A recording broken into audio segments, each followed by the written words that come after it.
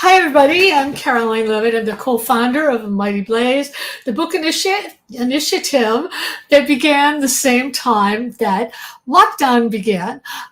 Today is a really special day. And before I do my introduction, I want to tell all of you that if you have comments for our guest, Jennifer Banash, you can put them in the chat. If you want to buy her book, I've made it really easy for you by putting a link in there, so you can do that. And so here we go. So welcome, Jennifer Banash. She is the author of The Rise and Fall of Eva Arcana. This beautiful book with this gorgeous cover. The Essential Elizabeth Stone is as beautiful inside as it is out. I'm just thrilled to have Jennifer here. I want to read some of the praise for this book first. From Publishers Weekly, they rave, Banash steadily illuminates the contours of Elizabeth's path by switching between Juliet's research and chapters from a young Elizabeth's point of view. Readers will race through this expertly plotted tale. The Essential Elizabeth Stone is about the daughter of a lifestyle icon who, of course, when you have a mom who's famous, you always think, I can never compete. But when her mother dies, the daughter sets about writing the definitive bio of her mother, only to realize that her mom was not who everybody thought she was. Okay, so we have another rave from Jennifer Gold, author of Halfway to You, sizzling with secrets at every turn. The Essential Elizabeth Stone contained all my favorite ingredients: love, mystery, and surprises that made me audibly gasp. Couldn't ask for a better, thing than that. And we have this other one from me, actually, that says, how can you carry on a legacy if that legacy is based on lies? This riveting, prismatic page-turner unfolds the story of a charismatic lifestyle author who, at her death, leaves her adult daughter everything about the truth. Moving and gorgeously written. So, about Yours the author. Yours is the best. So about the charismatic. No one else uses the word. Jennifer Banash is the author of The Rise and Fall of Eva Arcana, Silent Alarm, which was a finalist for the American Library Association's Best Fiction for Young Adults. White Lines, Simply Irresistible, In Too Deep, and The Elite. She's a former professor of English and creative writer. She's also the former co-founder and editor of Impetus Press, an independent publishing house that champions works of literary fiction with a pop edge. For more information, go to her website. Just remember there's a hyphen between her first name and her last. Okay, so welcome, Jennifer. I'm so happy to have you here. I'm so happy to have you back. It's like we were just doing this a year ago for. I know, right? Yeah. And Renee Herskovitz says hi from Southeast Florida. Hi, Renee. Okay, so first question. Elizabeth Stone is a lifestyle icon, but when she dies, she leaves multi-million-dollar empire to her daughter Juliet, but Juliet's at a loss. What really struck me about this book is that I think this is something that a lot of daughters feel when their mom is successful. There's always, how can I be as good? And if I'm better, if I'm competing, is she still going to love me, or is she going to resent me? And what about if I'm worse? I thought that was a palpable struggle in this book. Can you talk a little bit about that? Yeah, I mean, I feel like because Elizabeth is such an overarching presence, I don't even want to say overbearing, but she's such a presence in Juliet's life that, Jules really, she grows up, she has a career, but she's still in this space of, being an enigma sort of to herself. She doesn't really know who she is or what she's supposed to be doing. Her mother sort of makes her feel responsible in a lot of ways. To upholding the Elizabeth Stone brand and being involved in all of that. So while Elizabeth is alive, Jules really doesn't have a choice in what she does, or at least to her it feels as if she doesn't. It's only when her mother dies, and I think it's like that for I wouldn't know personally because my mother is thankfully still alive, but I've heard from a lot of friends who have lost their mother that it's only really kind of at that moment. It's sort of a double-edged sword. Like, you lose your mother, but you also now have permission to kind of become yourself in a lot of ways, in a way that you were not before. So I was sort of trying to give her that sort of that complicated moment in her life where her mother's gone, her mother's been her touchstone, her North Star, the whole thing. But now it really becomes the question of who is she? Right, right. I also was really haunted reading this book by the whole idea of the secrets we keep from other people. And it made me think, do you think that we can ever really know the truth about someone? No, I I mean, don't. yeah, even if they tell us who they No, are, there's no. always, that's so haunting. It's a running theme, I think, in every book I've ever written. I don't really think we ever know anyone quite all the way. And I think that's made even more difficult by the fact that I think people are constantly changing in a lot of ways, like in the last 4 years, for example, like I've seen people that I've known for decades become entirely different people. And Yeah. yeah, like that's really strange. It's a really weird phenomenon when you experience something like that. But I think you have really no chance of knowing someone all the way if they have as many secrets as someone like Elizabeth does. She's Right. crafted this persona and she wants it to be bulletproof. And so she really doesn't let her daughter into knowing her in one of the most important ways, right? Right. Yeah. So I think for Jules, it's very difficult when her mother dies because she has this feeling of, God, did I ever really know her? Was anything Right. true? Right? Right. Was any of it? Was it all a lie? Right. Right. Because if a I person lies about one thing, what won't they lie about? Right? Yeah, yeah. It's something I wonder about all the time. Yeah. So let's talk about lifestyle gurus because that was so fascinating for me to read. I kept So fun. seeing Martha Stewart in my ear.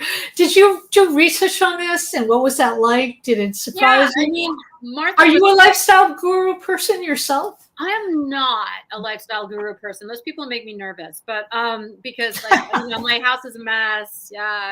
Like the whole 9 yards. I write books and I don't pay attention to much else.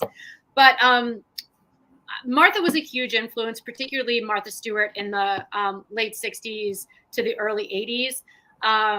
I don't know if you've ever seen pictures of Martha back then, but she was like smoking. She was gorgeous. Yeah, she was Unbelievably incredible. beautiful. Yeah, like just crazy. So I had a picture of her in the '70s on my desk when I was writing Elizabeth Stone, and that was sort of like physically what I was kind of imagining Elizabeth to look like. But in terms of the story itself, I had known a lifestyle blogger. She had a really, really popular blog called Local Milk. And I was just a fan. It was one of the only lifestyle blogs I really liked because it was very beautiful in terms of she was a photographer, so her images were very beautiful. And I had been in Paris one year and she was living in Paris at that time. And I just sent her an email and I was like, hey, I'm in Paris, give me some recommendations of great places to go. And instead she wrote back and said, oh, great, meet me for lunch. And I didn't Wow. know, like we hadn't exchanged more than like one email. And I was like, wow, it's crazy. And at that point she was very, very, well known, very kind of famous on the internet. And it struck me as just so nuts that she would want to meet with like a total stranger. But at the same time, I was fascinated. So of course I went. Of course, of course. And she was like really wonderful and personable and everything I thought she was going to be from reading her blog, And we had this 4-hour lunch. It was, fabulous. Wow. And, yeah. And at the end of it, we kept in touch for a little bit. And then, the pandemic hit. And the next thing I heard was that she had died. And what? Yeah. Like I had fallen out of touch with her. And then the next thing I heard was that she had died. And it turned out to be, I think, she had been addicted to something at some point in her life, and she had sort of fallen back into that. And I think nobody really knows exactly what happened, so it's just all hyperbole from me. But she died, and she left behind this very, very young child. Oh no! Oh no! Yeah, and so, and then it just came out that everything sort of behind the scenes was not what it had looked like on the blog. Like her marriage was falling apart. Like nothing was the way it was being presented. And it just really got me thinking, like I had met this like incredibly effervescent, present, strong woman in person.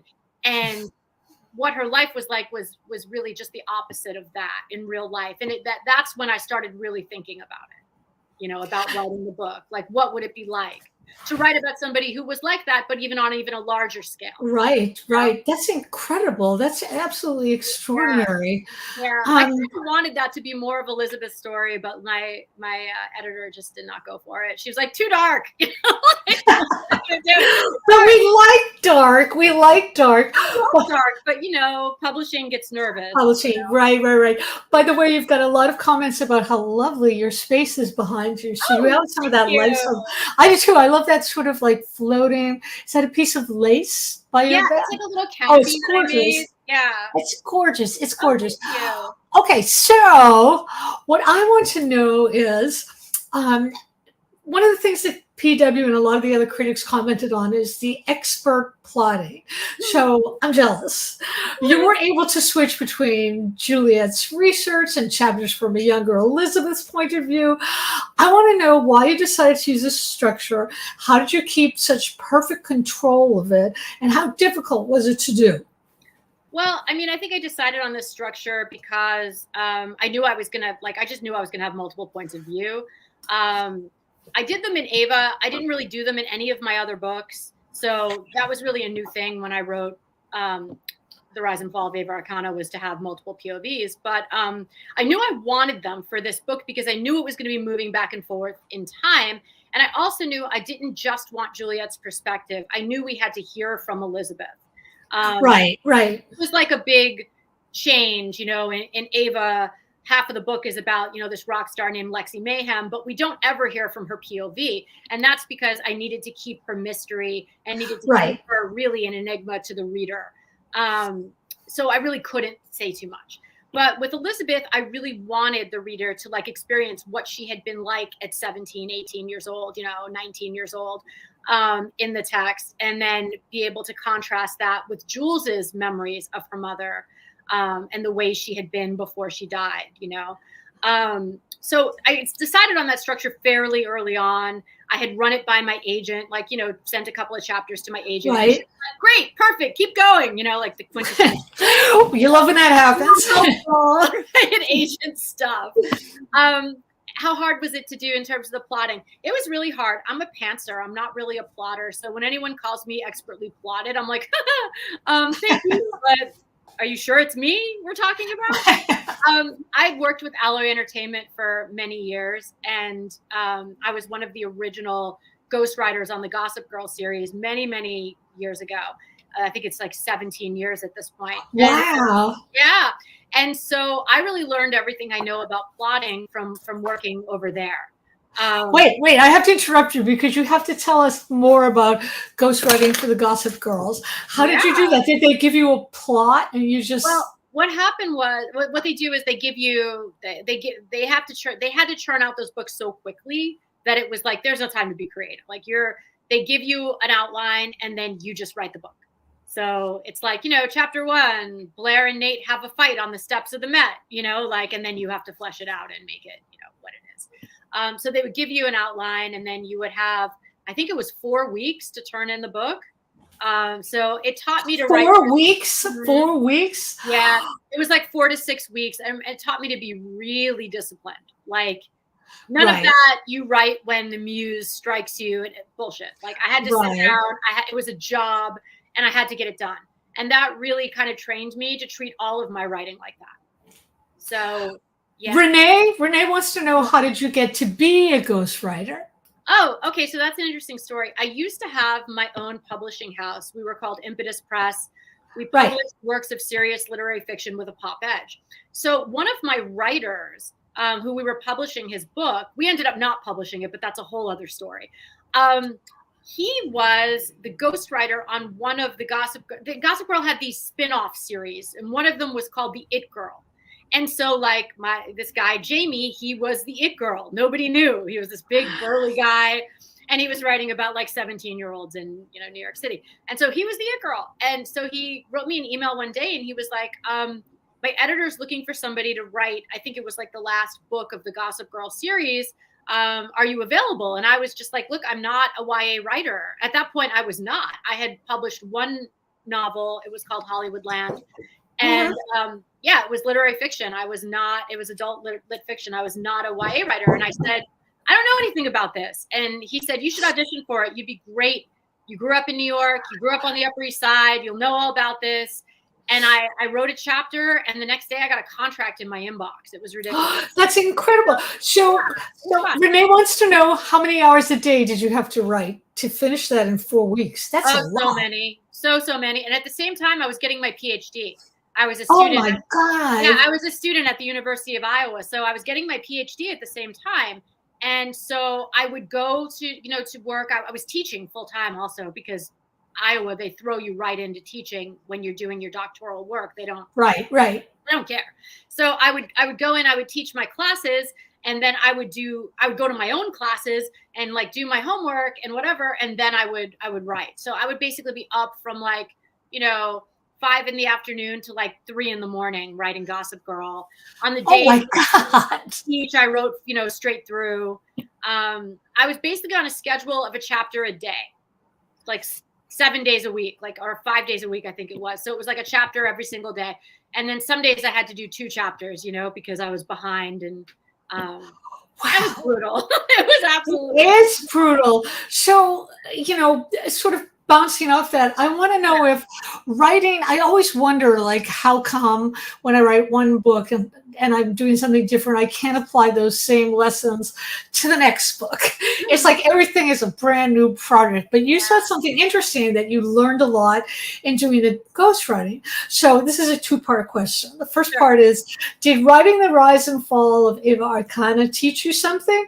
And did you apply it to the essential Elizabeth Stone? And the second part is, what were some of the lessons you did learn from ghostwriting?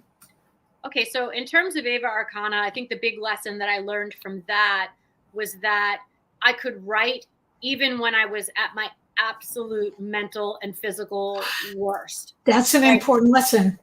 I was not in good shape when I wrote that book. When I started that book in 2020, I had long COVID. So just the very act of writing itself would throw me back into, I'd have to sleep for 2 days. It was really difficult. And at first I didn't even know if I could do it. My agent was like, do you want to write another book? And I was like, yes. And she was like, well, I really want you to, but are you able to? And it was really a question at that point. I didn't know.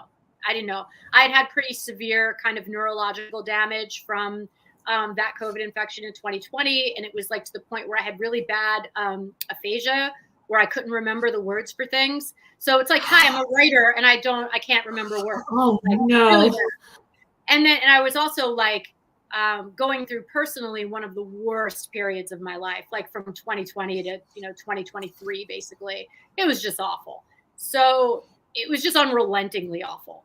And I had to write through it. And writing, because I had a deal. So there was nothing I could do. The book was, sold. I had to finish it. So it really became, getting up, getting dressed, sitting at my computer, and just being okay, you just have to write a chapter. All you have to do is start the chapter today, and then that's all you have to do. Like bargaining with God, because I'm in just such bad shape. But it really taught me that if I could do that, I could really do pretty much anything. You know what I mean? It was liberating as a writer, because then I was like, okay, why can't I write a book set in Bulgaria, even if I've never been there? I could totally do that. I did that. I did Ava when I didn't think I could. So what else can I do? Yeah. That's wonderful. That's wonderful advice. That's wonderful advice. And I love that whole idea of, I sort of call it living life in bite-sized pieces. If you feel overwhelmed, you can say, well, I just need to do this one thing, and then I can collapse. Or all I have to do is get through the next 5 minutes. And then when you're done with that, maybe you can get through the next 5 minutes after that, or maybe you can't. But that's excellent writing advice. Excellent writing advice. I didn't do the second part of the question though. But the second part. I forgot what I was asking for the second part was. It was, what did you learn? Wait, no, we did what you learned from ghostwriting. Did I take anything and apply it to Elizabeth Stone? Yes, right. By the time I wrote Elizabeth Stone, and I wrote these books back to back. So it was really, I've done 2 books in 3 years. I'm tired. And I know that's nothing compared to what you churn out every year. So I shouldn't even complain.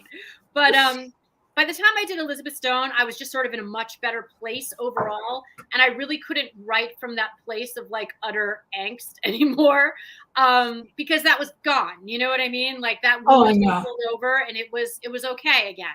So I sort of had to learn, I sort of had to relearn how to write when I was okay, which was weird because I hadn't been okay in a few years. So that felt foreign to me. I was like, oh God, but like I'm happy. Like, how am I going to write this heartbreaking story? I'm like, right. And it just really disproved that whole theory that everybody has. Like, if you're a writer, you have to be, you know, totally No, you don't have to feeling suffer. the pain and whatever. Like, Yeah. no, it was fun. Yeah. Yeah. Exactly. So, do you write at night now? Renee asked. Do you still write at night, or what's your No, writing schedule I like? can't do it anymore. I don't have the stamina to write at night that I once did. I have an 11-year-old and I'm a mom. Oh, of course you also, can. so- and you know, I share custody with my ex-husband, and so you know, when I have my daughter, I really have her, and by the time you know she goes to bed, I'm exhausted, and so the short answer is no, I do not write at night. My best hours are in the morning, right after I wake up. I do my 3 pages of my half-hearted attempt to do the artist's way, you know. So I do my 3 get it all out sort of journal pages, and then I start working, and I usually work until I don't know 2, 3, and then I'm pooped out. Yeah, I have That's breaks. a lot. That's a lot of I have hours. breaks. I drop off my kid. I pick her up. I dance around. I make lunch. It's not like I'm writing straight through, but I try to work until at least after lunch, sort of every day, because those are my best hours. After that, I'm just too tired. Okay, Renee has a question. Yeah. I don't know. You can choose not to answer this if it's too personal. Where do you currently live? I live in Mid-Coast, Maine. So I lived in Maine for a long time before I moved. I moved back to New York right before the pandemic hit, right before, which was such stunningly bad timing. But I moved back then, and then I lived in New York for almost 4 years, and then now I've just moved back to Maine. So yeah, that's where I live. Had you noticed a difference in your writing? Not yet, because I only moved like at the beginning of July, so I haven't been here long enough to really see any difference. And right now, I'm working on a YA series that's like set in Slovakia. So, oh, you have to tell us about that. You have to tell us about that first. I bet you've never been to Slovakia. No, I have not. But I mean, the book's about the Countess Elizabeth Bathory, and it's about 2 Manhattan teenagers whose father, who's like this real estate mogul, buys a castle that used to be the home of the former countess. The girls find her old diary, and hijinks sort of ensue. So yeah, it's called Bled, and it's coming out from Penguin Random House in 2026. That's wonderful. Yeah. So what's the I said I'd never write YA again. I said I would never do it again. Here we are. Why? Why would you never do it again? Why is it just harder or more limiting? Or no, because YA is great. It's not that it's harder.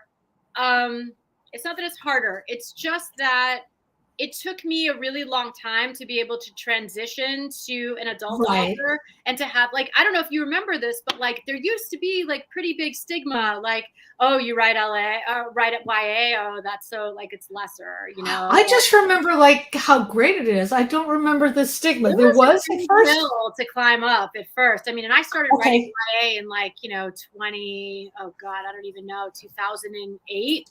So it was a long time, it was 2010. I can't remember, but it was a long time. And back then, YA just wasn't really thought about the way it is now. And so I fought for years to be able to move to the adult market. And I finally did with Ava, was really successful with it. I mean, the book has 4,000 reviews on Amazon. It's sold a lot of copies. And then, I was able to do Elizabeth. So I was kind of on the fence. When the offer sort of showed up, I was like, I remember calling you and being like, do I want to do this? That's right. What did I hope I gave you good advice. Should I do this? I've worked so but that happens. I've had people who turn in adult books and they've said, oh no, this is YA. And I just have a friend who just wrote a YA book and they said, we're going to do it as an adult book. Yeah. The way publishing is, I have no idea what is better, or what is better for the author? Oh, you have a really hilarious question. Sure. Renee Hershkovich wants to know if the Slovakia story has vampires in it. Yes, I mean, that's the thing. Elizabeth Bathory was sort of like the first female serial killer, and it was all about like in service of her staying young. She thought that if she drank and bathed in the blood of virgins, that she would stay young forever. So that's like basically what she did. And she killed somewhere upwards of like, I don't even know, 400, 600 servant girls that worked for her, over the years that she was alive, until eventually, people caught on, and in these very gruesome and violent ways. And she was put in a tower, and she had to live there for the rest of her, days, so she couldn't hurt anyone anymore. Yeah. I have another question. Vampire story. It's essentially a vampire story. I love it. Does your daughter read your YA books? Does she read my YA books? She's just getting to the age where I will let her read The Elite. I think something like White Lines is still too much for her because of like the drug content. And then Silent Alarm, I would let her read, but she has told me it scares the pants off her, so she just won't read it. Really? At least she told you that. That's interesting. Well, I mean, the book's about a school shooting, and so right. School shooting, and she's very anxious as a kid, and that's something that she's particularly worried about. So it's just, she doesn't want to read about it because she already thinks about it every day. Right. Now, another question: is there a Winter in Maine book in your future? Well, I mean, Elizabeth Stone was really my main book. I didn't set it where I particularly live in Maine because I didn't want to like hear it from the locals, if I get it wrong. Right. That's right. I said it in Bar Harbor. I said it in Bar Harbor, but it's really more like, I guess Elizabeth Stone is really more like my main summer book, although parts of it do happen in winter. Yeah, I mean, I don't think I'm done writing about Maine. I just think it's going to be a little while. After I do this YA series, I'm going to take a nap. So walk us a little way through your process. After you're done with the draft, do you show it to other people first, or does it go right to your agent, or do you read it out loud? What do you do? Usually, I mean, when I'm working on a draft, usually my agent and then, just like a couple of trusted friends sort of see it all the way through. So it's not like I'm writing in secret and then like, surprise, here's a book. Like I share it as I go. Because I'm like one of these idiots who's like, wow, that's a really good chapter. You should read it. Like, I want people to read it. And also because like, I need the feedback a lot of times. Like, sometimes I just go too far off the deep end with stuff, and I need somebody to be like, dude, no, like, what are you doing here? Like, they can't go to the North Pole right now. Whatever it is, crazy shit I'm having my characters do. But yeah, I share it along the way with my agent and like some friends. So that's good. So I always ask this question of writers because obviously I'm a totally obsessive person myself. So what's obsessing you now, and why? What's obsessing me now? Beside politics. I was going to say the election. That's obsessing everybody. I'm obsessed with this horrible case in France of this woman whose husband raped her with so many men. It's just awful. But what I'm obsessed with is not the awfulness of the case. I'm obsessed with her bravery surrounding it, like choosing to not be anonymous. She could have stayed anonymous and just chose to be public.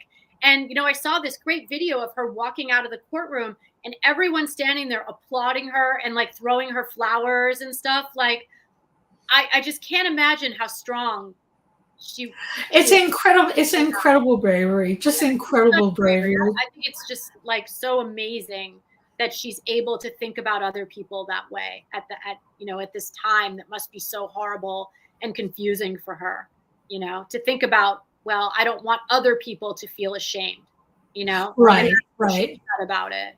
And to have to relive it. Yeah. To have to relive it and bring it back up. Yeah, I can't imagine. I don't know what I would do, like, I'm not. Yeah, that's one of those things you can't know until you're in the position. Yeah, I'm obsessed with like redoing my house, which is like constant. So, how is redoing your house like revising a novel? Oh God, because you can't ever get it right. There's always going to be that one wall or that one crack or whatever that no one else is going to notice but you. You know, like I don't reread my books because I notice things that no one else Yep. notices. They drive me crazy. And part of that is being a Virgo, you know, like we are the nitpickiest sign in the zodiac, right? Like if there's like a loose thread on somebody's shirt, we're going to find it, you know? So, yeah, Right. so, I mean, it's the same thing. It's like, you know, you redo your house and everyone walks in and they're like, oh, it's beautiful. And you're like, yeah, but did you see that kind of Right. feeling? Right. It's like that with my books. It's always like that with the house. It's always like that with the house. Even when you get it perfect, then you spill spaghetti sauce on the Sure. floor and it's And not also, perfect I anymore. would say that they're similar too because they're both never done. You know what I Never mean? done. Like your book is done in that you submit it and it's the final version and you send it to the printers and all of that. But like I could work on it forever. You know what I mean? Like Oh there yeah, I love working somebody on didn't something. take it away from me. I could futz with it forever. You know? What's your favorite part of the publishing process? Or do you like the process better before publishing? My favorite part of the publishing process. God. I don't know. I kind of want to say none of it, but that's not very inspiring But answer. no. But yeah, but every writer will understand you saying that I because can tell you it's my exhausting. least favorite part is copy edits. I think I did 5 rounds of them. I got sent through 5 rounds for Elizabeth Stone, and by the end of it, I mean, there's a copy editor, but you know, you know I this. know that they find, You have to check the work, and they find things, and you have to. and it changes everything. It changes everything. Yeah. Especially all they have to do is say, that particular drug that you need to have in this story wasn't invented for 10 more years. Yeah. Then you're kind of screwed because it screws up your timeline and it's just unbelievable. It's just I mean, like in unbelievable. Elizabeth Stone, I had in the opening chapters, I had Truman Capote like alive at her party. And and this made it all the way through final copy edits, and then finally someone was like, he was dead actually in that year, so he can't. So I made him a ghost, right? That was easy to fix, but like I had that moment where I was like, right, like now I got to fix this. Now I got to fix this. It's a lot. It's a lot, Yeah. and so we need to stop now. But before we do, I have a few housekeeping tips for everybody. Don't forget that you can order all of Jennifer's books by going to bookshop.org or wherever books are sold. And thank you all for being here. And I want to show this gorgeous cover again. Oh, I just want to ask you about the cover. The cover is so perfect. Did you? My editor will be so happy to hear you say that she made vision boards for this cover. I've never had an editor do that. Yeah. Oh my God, that's incredible. Because covers are so important, and it's so bad if you get the wrong one. And this is just, it looks like stone. The cover is just beautiful, beautiful, beautiful. Yeah, we went through like 6 rounds of cover tries, I think, before we hit on this. And once this came in, everybody was just like done. It's gorgeous. Even like, even something like the font is very important, and this is beautiful. It's just totally gorgeous. She caught me on that. I wasn't sure I wanted script, and she was like, "No, it's perfect." And I was like, "Oh no, it's perfect! It's perfect! It's so arresting." So thank you for being here, Jennifer. I'm going to say goodbye to everybody, but you stay on. You stay on. Everybody else has to go away. We'll see you all next week. Thank you again. Don't forget The Essential Elizabeth Stone by Jennifer Banash. It's a great book. Go and buy it. Buy copies for your friends. Bye, everybody. Bye.